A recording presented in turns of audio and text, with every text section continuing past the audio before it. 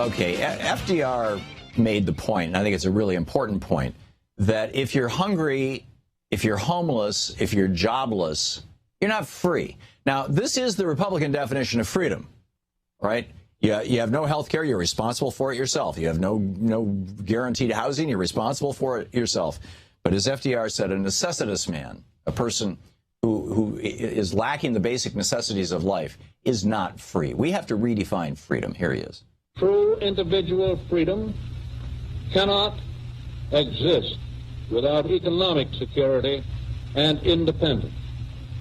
Necessitous men are not free men. People who are hungry, people who are out of a job, are the stuff of which dictatorships are made. Yeah. And they're the stuff out of which Trump presidencies are made, by the way, I would add. And every effort to help those necessitous men and women that has been put forward by President Obama and by Democrats in Congress has been shot down by the Republicans. There was a Republican on TV this morning bragging about the fact that the GDP has only been averaging around 2.2% growth every year. He couldn't even hit 3%. Well, of course not. Congress wouldn't cooperate. Congress, in fact, has been doing the opposite. They've been, but anyway, off I go on that. So here, back to FDR. Hang on just a second here. This is FDR talking about his economic Bill of Rights. And this is a little longer clip. This is about 2 minutes, but it's brilliant. So listen carefully. This is just before he died. And this is the stuff that really we should be talking about again right now. This republic had its beginning and grew to its present strength under the protection of certain inalienable political rights, among them the right of free speech, free press, free worship, trial by jury, freedom from unreasonable searches and seizures. They were our rights to life and liberty. We have come to a clearer realization of the fact, however, that true individual freedom cannot exist without economic security and independence. Necessitous men are not free men.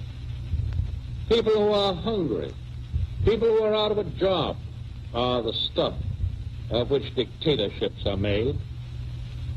In our day, these economic truths have become accepted as self-evident. We have accepted, so to speak, a second Bill of Rights, under which a new basis of security and prosperity can be established for all, regardless of station or race or creed.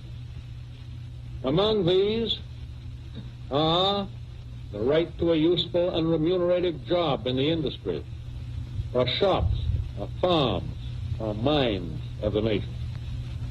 The right to earn enough to provide adequate food and clothing and recreation. The right of farmers to raise and sell their products at a return which will give them and their families a decent living. The right of every businessman, large and small, to trade in an atmosphere of freedom from unfair competition and domination by monopolies at home or abroad. The right of every family to a decent home. The right to adequate medical care and the opportunity to achieve and enjoy good health. The right to adequate protection from the economic fears of old age and sickness and accident and unemployment. And finally, the right to a good education. All of these rights spell security. And after this war is won, we must be prepared to move forward in the implementation of these rights to new goals of human happiness and well-being. America's own rightful place in the world depends in large part upon how fully these and similar rights have been carried into practice for all our citizens. For unless there is security here at home, there cannot be lasting peace in the world. There you go. I mean, and he's using the word right, and a right is, a whole different thing from a privilege or an opportunity. You have the right to a job, thus the government should be the employer of last resort, as he did. FDR was also pretty clear about taxes. You know, he took that 25% tax rate that Harding brought us and jacked it up to 91%, where it stood until the Lyndon Johnson administration, who dropped it down to 73%. But, you know, a couple of clips from FDR on taxes. Here's one. Taxes, after all, are the dues that we pay for the privilege of membership in an organized society. And as society becomes more civilized, government, national and state and local, is called on to assume more obligations to its citizens. The privileges of membership in a civilized society have vastly increased in modern times. But I am afraid we have many who still do not recognize their advantages and want to avoid paying their dues. Like Donald Trump, who apparently is paying nothing in taxes. I mean, we know from years ago that he certainly did pay nothing in taxes. Here's another clip from FDR on this. On the one hand, there has been a vast majority of citizens who believe that the benefits of democracy should be extended and who are willing to pay their fair share to extend them. And on the other hand, there has been a small but powerful group which has fought the extension of these benefits because it did not want to pay a fair share of their costs. And that's, you know, when you get right down to it, all this Republican rhetoric and huffing and puffing about small government and we can't afford this and that, it's all their way of saying, you know, we don't want to pay the taxes to pay for it. We fought the World War, and it cost us $25 billion in 3 years to win it. We borrowed to fight that war.